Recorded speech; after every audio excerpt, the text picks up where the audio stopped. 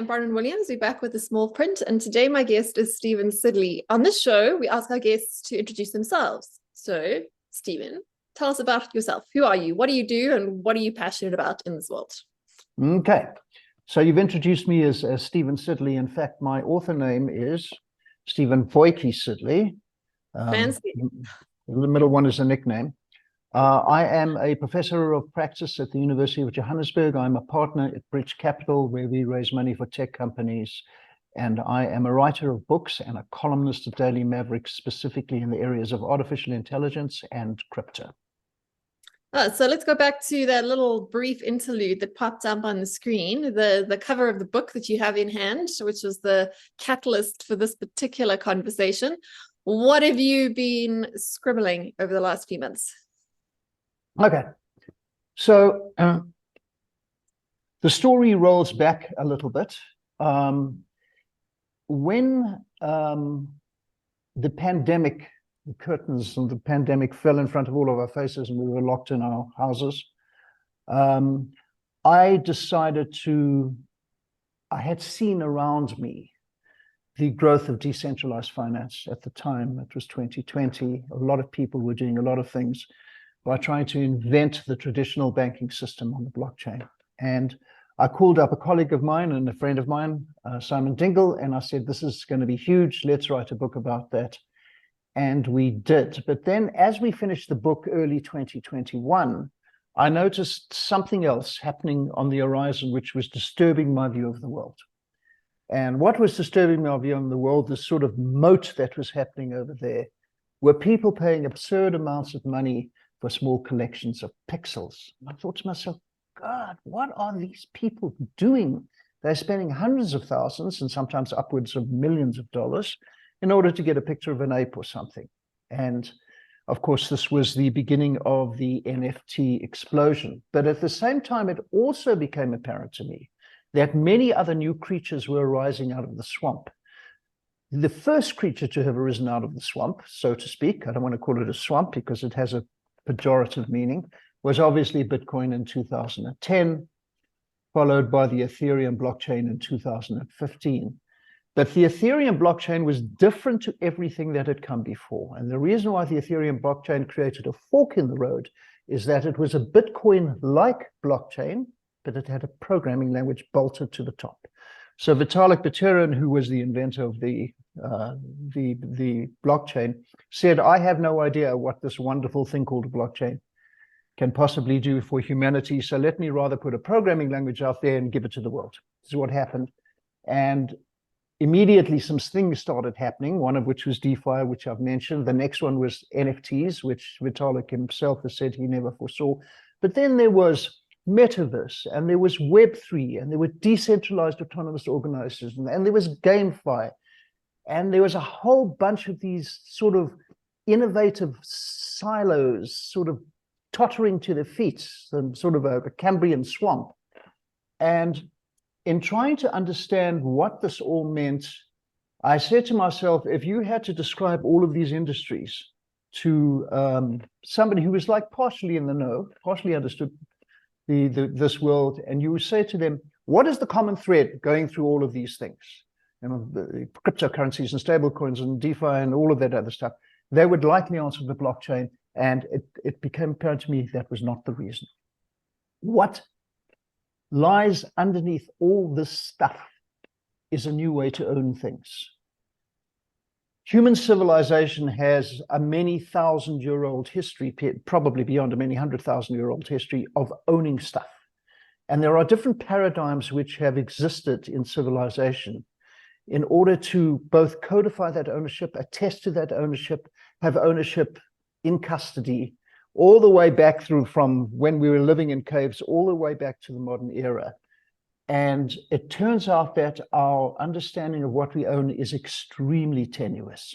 So the whole philosophical underpinning of the book is why crypto has changed the way we own things irrevocably, unprecedentedly, and what impact it's going to have in the future. Okay, so let me be really unfair and unkind, because I do know that you're a smart person, and also know that you, like me, have thought about these sorts of things for quite a long time. In fact, back in 2014, I designed a project with the Oxford FinTech program that actually looked at NFTs before they were called NFTs. No one was interested in investing in our little idea that we put together on that 6-month program. But it's always nice to see how these sort of things come full circle, and you can kind of see the way humans work.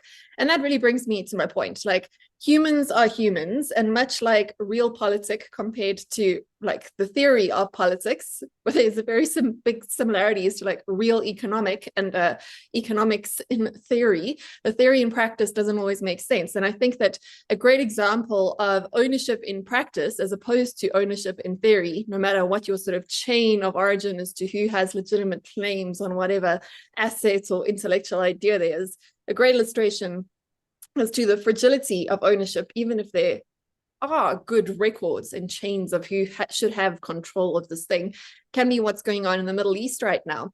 We all know the history of Gaza and Israel, right? And yet still ownership comes down to who's actually possessing the land and who's going to kind of back them, you know, according to whose claim is legitimate. So I think there's a sort of big conversation to be had around DeFi in general, around crypto, about it's mine, which is the whole title of your book, this idea that we can actually own stuff. And there's this sort of idea that technology and that philosophy and that nice, smart people with nice, smart audit trails and blockchains can somehow settle the problems of ownership. But at a much more fundamental level, the problems with ownership come down to the fact that we own stuff only really at the will and at the benevolence of our fellow man, the benevolence of our neighbors, and the law enforcement and sort of monopoly on power of those who rule us, right? To sort of enforce those claims when the benevolence of our neighbors sort of run out. And what are your thoughts on that? That's always been for me, that's why I'm just going to be very unfair and jump right in there. That's the most interesting thing for me, this whole crypto conversation, the whole blockchain conversation, the whole philosophy of crypto and Bitcoin is this idea that we can have ownership of our own money, of our own goods, of our own assets without the government in charge. But I've always been like, that's fantastic in theory, if we get the paperwork right. But, you know, who kind of upholds the lawyer's judgments or the computerized lawyer's judgments when there are disputes, right? Who honors the chain and who honors what those claims that are put into it, as beautiful and as immaculate and as far traced as they can be using our genealogy or whatever else we want to do with it. How do we link the difference between theory and practice, the sort of real economic? Yeah. And that's a very unfair question, but I'm just going in with it because that's where it's not unfair. It is the heart of the entire book. The whole thing. Yeah. By the way, for the people who may be watching this podcast, this book is written with almost no technical jargon whatsoever. There are thousands and thousands of books that describe how a blockchain works. This gets into a completely different area. Yeah, read the book for that. We're not going to talk about that. I mean, this is not a conversation of how the blockchain works. If you change this conversation for that conversation, go away, read Steven's book, come back, and then continue. Right. I do have one chapter about how it works from very simple form. Let me address your question. You talked about two specific concepts in that introduction that you gave into what you considered an unfair question, which is not, because it's the heart of the book. You talked about the benevolence of others, and another way to say that is trust. Yes. And you talked about the ability for stuff to be seized, for instance, by a government. So I want to give you a couple of examples that highlight your point, and then a couple of examples of where the mitigating factors are in cryptography. When we're born, there's a chapter in the book called Ground Zero, Owning Yourself, which has to do with identity, which you know well, and which your colleague in London, Tracy Follows, who's written a book on this, knows well. When you are born, there is a document at the hospital called the birth registration certificate, which is usually filled out by the nurse because the mom is not in a mood to fill out documents. It gets sent to some statutory authority from the state. It gets turned into a birth certificate. And from that single document, you get your ID, your driver's license, your student card, your gym card. All of the stuff happens from that single pinnacle point. If you are unfortunate enough to have not been born in a hospital, or to have lost that original document, which the state regularly does, you will find yourself excluded from society, 1.5 billion people. The trust that you have put in your government to pin your identity to the state is only that it is trust. And when that trust is breached, either by loss, by never having the document, or the worst of all, as happens all the time in South Africa, by stolen identifications, you get excluded. So it turns out that the cost of a breach of trust is enormous. It's being excluded from society. The second one has to do with seizure. People can seize things from you, and it happens all the time, unless you can prove that that thing belongs to you. I'm not talking about violent seizure, because then you're into a whole other dimension of theft. But I'll give you an example of your computer, which you enter the internet connection to buy. Right, that computer is yours. It's got all your stuff in it. People have seen you using that computer. You've been using it for years, and your car gets broken into.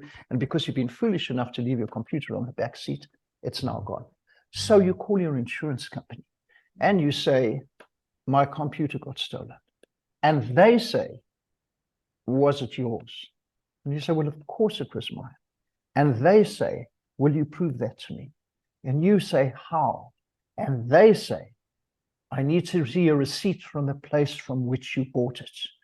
Well, I bought it from this little store in Kroonstad that's now gone out of business, and they no longer have the receipt. That ownership is gone. You cannot prove it. Now, there was even if the computer was found, you still can't get it back if it was wiped. There is no tether to that computer other than an original receipt. What is that original receipt? In the book, I go through different taxonomies of ownership, ranging from the fact where people used to share everything, like you bring down the elephant, you share it with the tribe because you've got to be healthy to protect yourself, to command ownerships where one person owned everything, monarchs, kings, feudal lords, dictators, and everybody else did their bidding, to the world in which we live, in most of the world now, which is title ownership. We have a document or a piece of paper, digital or physical, which attests to our ownership of things, attests to ownership of our identity, the car registration that sits at the traffic department, which gets stolen regularly, the title deed to your house. We just had an incident in Hillbrow where a place burnt down. It was tragic. Hundreds of people were killed, and that's because the title deed had been hijacked by a bad actor in the state. We live in a world of titles. We hand those titles to people. We trust them to take custody of them sometimes. I mean, we have custody of our own stuff, but the state has custody of a card registration. Sometimes they're the ones who attest to the ownership. Sometimes they're the ones who appoint or anoint that ownership, like after you've done a driver's test license. The entire world runs on this benevolence of strangers and sometimes the benevolence of friends. And in every case, there are human beings involved. And in every one of those cases, where there are human beings involved, you will find things going south occasionally. Your bank, who has your money, you trust them not to steal your money. And in actual fact, almost all of the time, they don't steal your money. Maybe you make a mistake and then you spend 20 minutes on hold trying to fix the mistake. But if there is a bad actor at the bank, and there have been many, many cases, who changes an entry in a ledger, your money has gone and it's extremely difficult to get it back. What the entire world of cryptography is about, the definition of the word cryptography, is the mathematics of secret keeping. And once you are able to devolve that external human trust into something mathematical that is as simple as 2 + 2 = 4, then you have an irrevocable proof that something belongs to you. And that sits at the core of this new era of ownership that we are entering. There's a roundabout way of answering your unfair question. So yes, there are practical problems. The practical problem is that we do have human beings in our lives. The practical problem is that you do want somebody to call when you forget your PIN. The practical problem is that cryptography is at this early stage in its life. I remind your viewers that it's only 13 years old, at least blockchain cryptography. The practical problem there is that it's gnarly and full of jargon and scary, and nobody understands what decentralization and private and public keys mean and all that stuff, and I don't want to touch that. I'm going to leave my money at the bank. That's simply a user interface engineering problem. Okay, it is not a fundamental problem with the fact that there is mathematics protecting your trust at the core of this. So another sort of similar question to what I started with is this a critical problem in today's world? Are our systems of records of ownership really the problem that needs solving, or is it just the problem that was available to solve using cryptography and using the ideas that came about after sort of Bitcoin brought cryptography to the general consciousness and evolved, as you said, into Ethereum and into all the rest of the things that are now branching out into the DeFi world ahead? How big is this problem? How important it is to humanity? That's a wonderful question. The answer in most cases is not that important. The example that I gave you of you losing your computer because you didn't have the receipt, it's not that important. Your life's not ending. But let me give you some other examples which are absolutely critical and fundamental to humanity. Forget about the example that I've given of 1.5 billion people without any documentation who have been excluded from society. I will simply give you the matter of inflation. Okay? In all countries, over the past 6,000 years in the research we did, all countries that have gone bankrupt, from the Roman Empire right through all the others, is because the state has printed money in order to build new palaces or invade the next country or whatever. The Romans salted the gold coins with silver in order so that they could inflate the currency, that they could quickly build new palaces or invade the next country. That problem of inflation, of the debasement, which causes obviously a debasement of currency, it lessens its borrowing power, is a fundamental problem for the world. And I'll give you just a couple of examples. Your rand, Bronwyn, and my rand is worth 50% of what it was worth 10 years ago. If you are a Nigerian, you are facing 24% inflation, and the Nigerian naira has lost 50% in 5 years. If you're in Turkey, you've lost 85% of your wealth. If you're in Argentina, you've lost 72% of your wealth in 5 years. These are very real problems for hundreds of millions, if not billions of people. The application of that crypto ownership to mathematics completely obviates that fact, that the problem of what I call the economic silly walks of your government. So is this stuff important? It's critically important when it comes to money, less so if you lose your computer and can't find your receipt. Yeah, so but aren't you conflating two ideas? Again, I'm going to be quite mean to you because you're smart and you're a grown man and you can handle it. But the essence is what you're talking about there, that critical use case of money that is sovereign from a flawed and fallible nation state, is the original use case of the original Bitcoin white paper, which was this idea of sovereign money and money that was untethered from national identity, which is the way our fiat currency systems work in the economies that we know. And that fundamental use case has been written about and has been argued by many people who are familiar with the crypto industry as being the only really useful use case for the whole explosion of all things blockchain, whatever word you want to use. I mean, like all these words are so grandiose: blockchain, DeFi, crypto, whatever. There have been arguments being made that Bitcoin use case, that original paper, is still the only really useful use case for this technology, and all the other use cases that we talk about around self-sovereign identity, around tokenization, around NFTs, around DeFi, are things that can be done with this technology, but certainly don't have to be done by this technology. Where do you stand on that argument? Because I know your first book was talking about Bitcoin, and you argued that case very convincingly with Simon, and now you've got this new book where you're talking about the other cases, the cases around ownership beyond the money question, the original problem that Bitcoin, the white paper, the Satoshi white paper, was designed to solve. Do you buy into that? Do you think that these technologies are the best way to solve these other problems, or are they just a way to solve these problems that might not necessarily be the most efficient? And there's not just many arguments around efficiency in terms of the time efficiency, in terms of the energy resource efficiency, in terms of just the general human intellectual capital that is being poured into these things. Are they necessary? Because that's, of course, looking at any sort of solution to problem, necessariness, sufficiency-ness of these things. So where do you stand on that, coming in now with your second book? Are you sure you haven't been sort of hacking into my computer and listening to the arguments I've been having on this very point in the last 24 hours? I belong to a whole bunch of WhatsApp groups and Twitter sites that argue these matters, and this was exactly one of the arguments, in which one of the commentators on the group said, well, there has been no other use case other than money, so I'm going to give you a couple, okay, which are as important as money and as critical to our lives as anything else. Let me give you the first and most obvious one. When we spend our days, and we spend a large percentage of our days online, okay, we get on the computer and we do emails and we look at the news and the WhatsApp group and Facebook and what, right?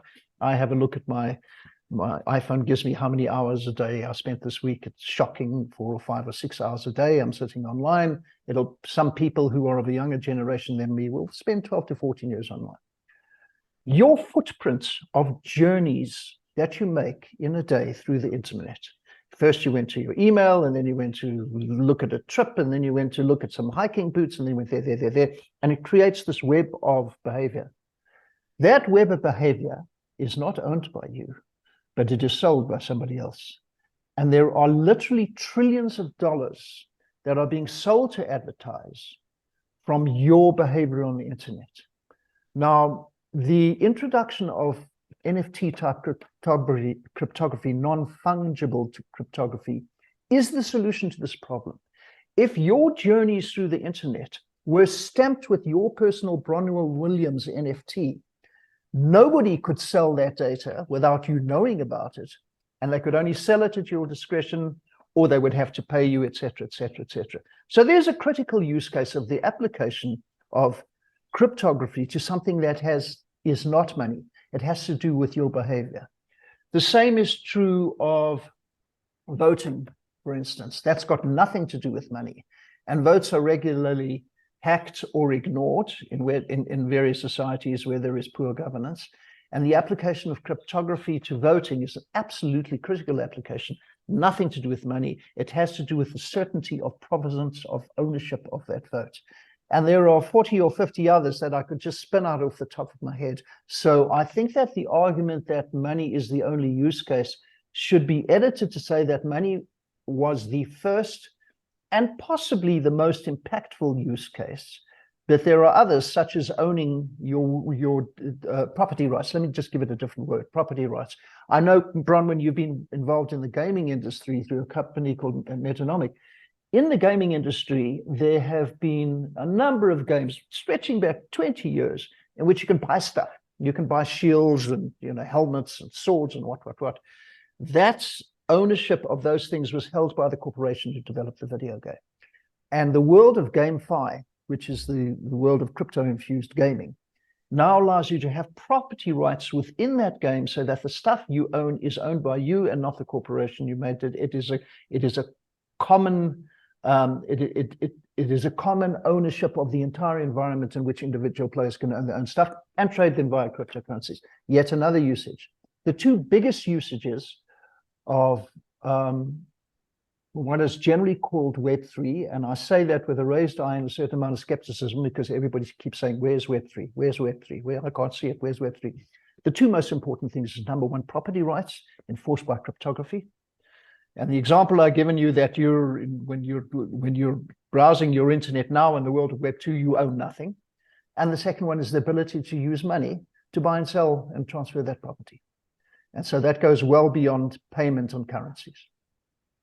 Yeah, however, all those use cases that you've given there are now taking the conversation away from the purely crypto towards linking crypto towards the real world, whether it's a real identity or whether it's a real piece of property or whether it's a real person, whatever that might be, which is a fundamentally different whole animal compared to the original Bitcoin money question, because money is such a niche thing to have in crypto and crypto alone and crypto we trust, as you said in your book, or Rich, in the first book you put together.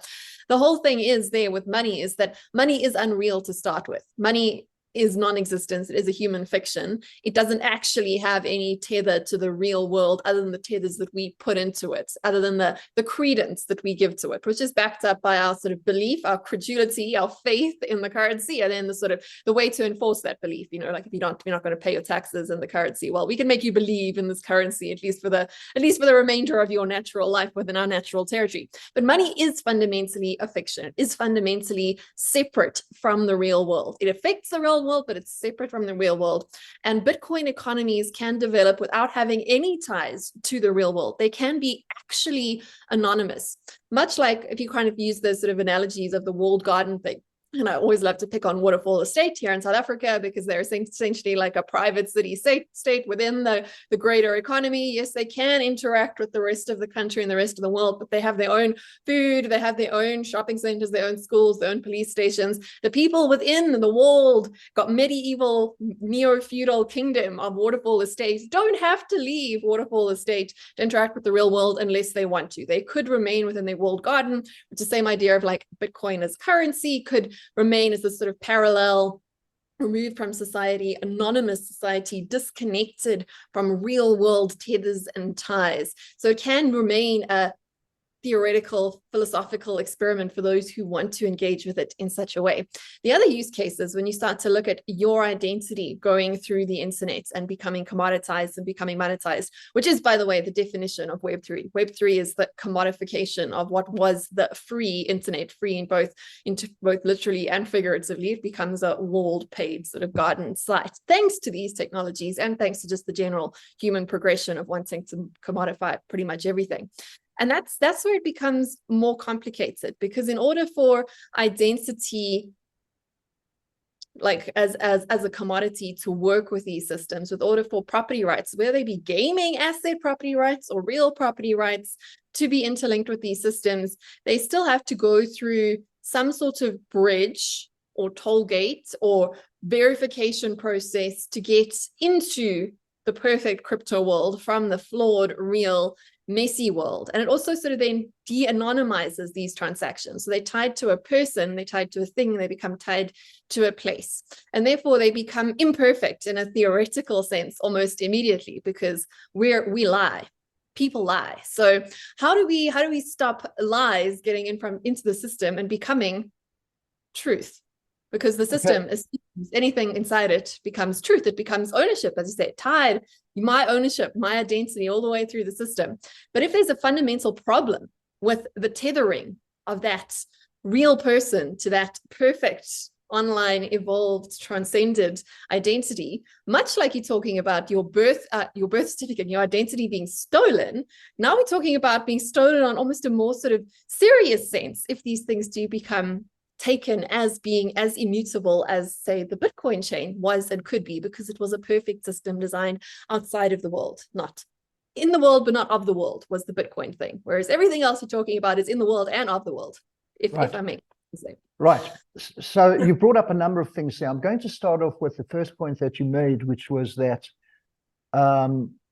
in talking about these other creatures that we had talked about, property rights on Web3 and decentralized autonomous organizations and all that stuff, MetaFi and Metaverse and GameFi, we are now moving outside of the world of this fictional money thing and into the world where there are real people involved. And that is absolutely correct. In fact, to put it more simply than that, that is the difference between fungibility and non-fungibility.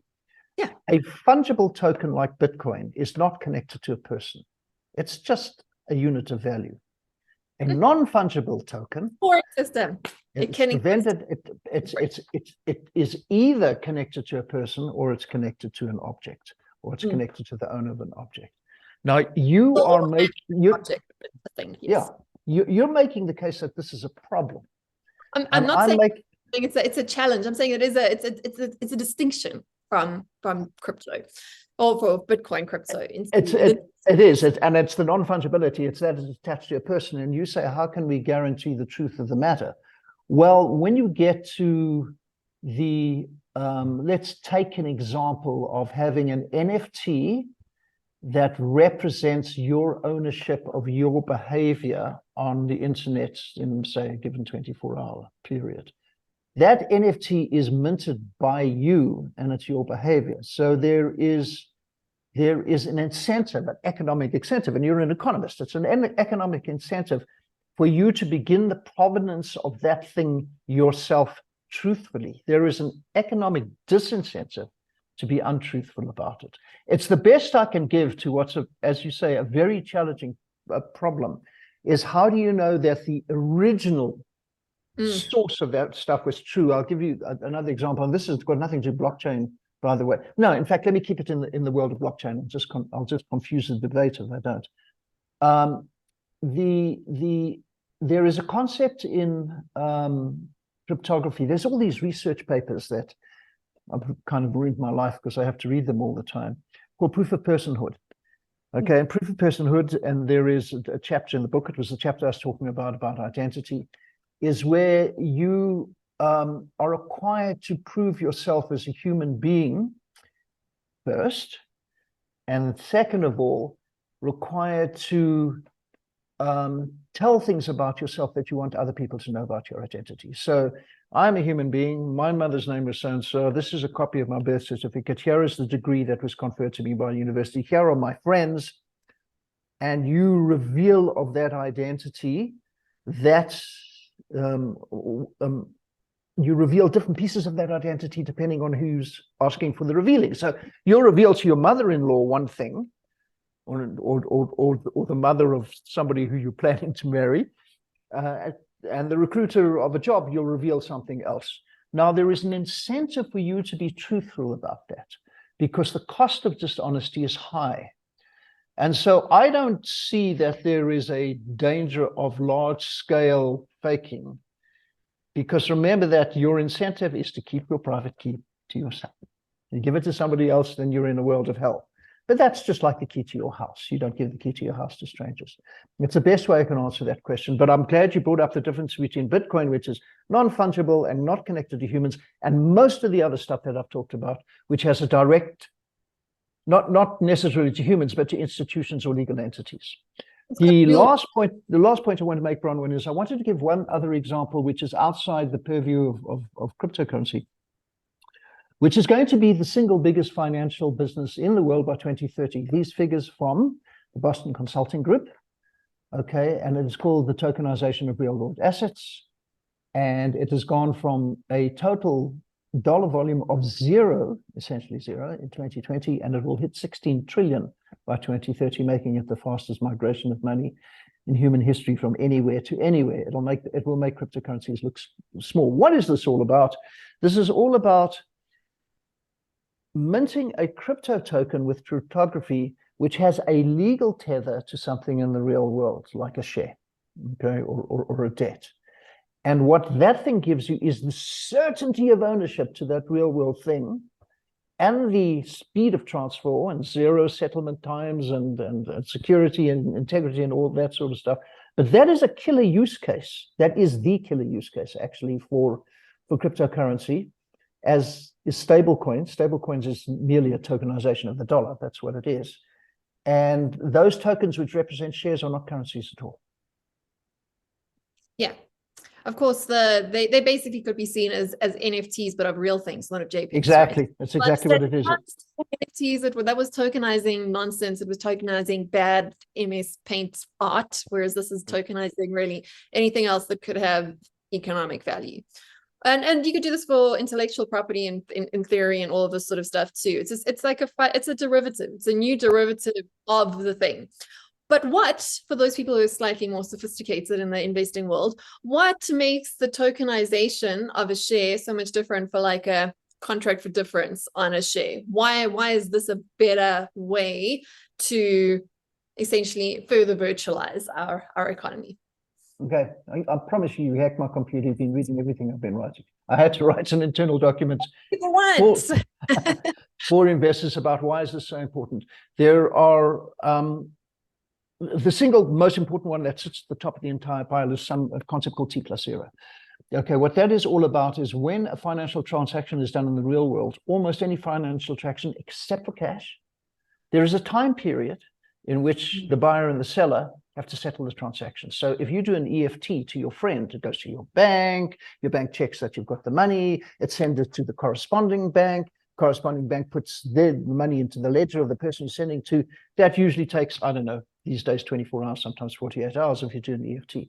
If you do something big, like the issue of a $500 million debt to move a container of cars from Korea to South Africa, where there are many, many parties involved and many regulations and many jurisdictions, that settlement time can go up to 3 or 4 weeks and sometimes months. And there are up to 30 people who sit in the middle taking money out, depositories and forex exchanges, not forex institutions at companies and commission salesmen and yada, yada, yada, yada. There's a whole bunch of, so the two things that the token gives you are, so that would be T plus 30, T plus a month. Your EFT transaction is T plus 2 days. If you have a token, your settlement time is 0. There are no counterparties. There's no requirement for somebody to settle the transaction. The whole point about cryptocurrency is that it is an atomic transaction where the trust is built into the transaction itself, and there is no need for a third party in the middle to settle all of these credits and debits. So number one advantage to a sophisticated investor is, oh my God, I can move these complicated instruments around, which are tethered to thousands of pages of legal documents. They can be moved around instantaneously. Number two, there's nobody sitting in the middle pulling fees out. And the study that I've seen done is that the fee payments, the external payments to external parties on a tokenized real-world asset versus traditional finance of an issuance of a share is 1/100th. So you get 100th times less cost in the system because of that T's plus 0 and the removal of all those people. Now, much of the cost in our current system is not cost that needs to be there. It is cost that has been baked in thanks to a whole lot of middlemen who make a lot of money out of this. Governments, lawyers, logistics companies. There's a reason why those people are taking money from the chain, and it's largely not to do with the actual necessity of having those various different people take that, but rather to do with the actual enforcement of the legality of the ownership thereof, which is where the next sort of question comes from. And that is, how is this ownership in theory? Because chain-based ownership is only ownership in theory until it is actually backed up by the weight of a physical law when it comes to physical possession of physical assets. Now, I know this conversation can also take place around sort of intellectual property and non-physical property assets too, but for the sake of argument, to clarify the argument, say I own now Japanese sculpture of a cat, and it's sitting in my house in Japan, and I want to sell it to someone else, and I sell it on chain. The transaction goes through immediately, but when it comes to actually taking possession of the object, I say, actually, I think I'm going to keep my gilded cat. I don't actually want to hand it over to you. Where does the law actually stand in possession here? And the reason I ask that is because the law, it turns out, doesn't actually back you up when it came to NFTs much, because it was just a virtual thing, right? And like there was that whole argument as to, you don't actually own the JPEG itself that you've paid for of your pig or cat or dog. You actually just own the certificate. You don't actually own the thing. So the actual law that enforces ownership, that actually forces real currency to trade hands back in the real world, back on the other side of that bridge, is different again with these sorts of tokenization things compared to Bitcoin and currency. Again, Bitcoin and currency is a self-regulating system. It doesn't require governments or lawyers because it's only the money that's owned. But now we're talking about a thing. Where is the law standing on catching up and solving the whole NFT problem of owning the certificate versus owning the thing? How, or are the lawyers and the governments and all the various different eaters in the eating supply chain really going to give up their slice of the pie in this case? Because unfortunately, when it comes to real economic or real politics, again, in this case, when it comes to physical possession, sometimes you do need the law on your side to evict your defaulting tenant, even though you totally own the property, or to actually give you ownership of the thing that you now own. Where does the law stand? Where do you see this heading? I know this is more of a practical question. Maybe you don't have the information, but that's what's going to need to count. It is a practical question in that it highlights the following truth, that it is unwise to be a crypto maximalist to the extent that you think all of the stuff is suddenly going to end up in mathematics. It's not. You made the point very early in this podcast that there are humans here.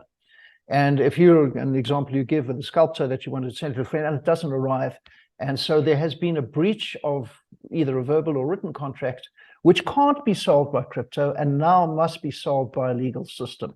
The thing which can be solved by crypto, which requires no legal system, for instance, is the movement of money, because it's instantaneous and atomic. The movement of your scalp piece of your cat was not instantaneous, and therefore there was a time gap in which bad stuff could happen. And now you to the courts. In my view, which is more skeptical than I may sound, because I know I sound like a big enthusiastic for this industry, that sort of stuff does not get solved by cryptography. Cryptography will solve what it can within the purview of human economics, which is a lot. But for anybody to... Sorry? And it does solve the problem you mentioned earlier about proving ownership of your computer or proving ownership of your cat. Yeah. So but if something is seized or lost, you've got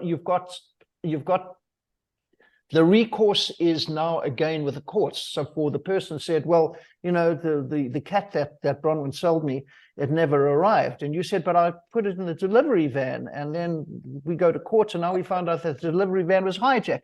There's a whole bunch of human things that cryptography is never going to touch that stuff. We live in a human society in which humans interact and do stuff, which forms transactional relationships with them. So once again, my enthusiasm for crypto is to take all of that stuff out of economic and transactional relationships, which is unnecessary, and to consolidate that into atomic and provable things.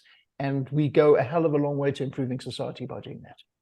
Yeah, it gives you less things to argue about, right? Exactly. Right. So it simplifies a lot of the problems, which is, I think the important point of this conversation, that there are limits to what this technology can do. It's not a magic bullet that's going to solve our economic unfairness problems, but rather it can simplify some of those problems, and it can help us focus more on the real ones and less on the sort of abstract ones, which take up a lot of our time, money, and resources, right? And any world that has a few less lawyers and middlemen having to get paid in order to get anything done is an improvement in efficiency and in our general wealth and thriving as society. So very much with you there. Well, this is shocking, Bronwyn. Are we coming to an agreement here towards the end of the podcast? I'm not going to argue with you. I'm just here to challenge you. Oh, I like it. I like it when you argue with me. You go right ahead. But tell us, just to recap, why people should still read your book, because as we said, we didn't actually explain how any of this works. So if you're coming in late, you don't understand the basics of crypto, this conversation probably washed right over your head. You should come back and read the book. It's mine. That's the book, mine. You'll find it all over the place, including on Amazon and in all the bookstores. Why should you read this book? There have been the two most transformative technologies that have arrived in this century, the 21st century, are in my opinion, obviously, artificial intelligence and cryptography. Cryptography arrived in 2009. Artificial intelligence has been going for about 50 years, but certainly came to the fore in 2017 with a paper that was written. The implications of cryptography, why it's important, what its historical importance is, what its sociological importance is, what its psychological importance, its economic importance is, not how the mathematics works. It is much more important to understand its transformational impacts from an ownership perspective than it is to understand how a blockchain does immutable digital signatures, which is all very interesting for those people who are interested, who have a bent towards mathematics. I'm trying to describe in very simple English, and by the way, I'm writing this for an audience who likes to read thrillers. Each chapter has a beginning and a middle and end, like a 3-act play. It is a simple and easy read for non-technical people, for people who are intellectually curious about this new thing, which all they hear about is theft and fortunes made and fortunes lost. It's much more important than that. It's going to be in our lives at such a depth that is my prediction that within 10 or 15 years, nobody will ever mention the blockchain again, because it becomes a utility. Good. That would be great, because the words are so funky. The whole vocabulary around this whole industry, I just sort of... it's so irritating. Blockchain, crypto, they do catch in the throat, which is why the point really is it's about what this actually means for us, not necessarily how it works, but how it's going to impact us. And that's the importance. That's hopefully where we'll keep the conversation headed. But if people do want to find you to continue this conversation, to talk to you, work with you, whatever, where can they find you? Where do you want to be found? Where do you give your self-sovereignty over to the people to find you? Okay, so you'll see that the author name is Steven Sidley. I have a website called stevensidley.com. I have a personal Gmail address called steven.sidley@gmail.com. And you can, my handles on Twitter and LinkedIn and various other places are @Steven Sidley. Fantastic. Thank you so much for being generous with your time, and good luck with selling the book. It's a good one. I've read it. Definitely send it to everyone you know and to your parents too, because this is for people that are not just interested in making money from pictures of pixelated monkeys. Thank you for having me. Take care. If you enjoyed this conversation, please subscribe to our YouTube channel and rate us on all your preferred podcast platforms. If you'd like to find out more about what we're doing, please join our Substack community via the link in the comments below. And as always, we'd love to hear your suggestions for future guests and conversation topics.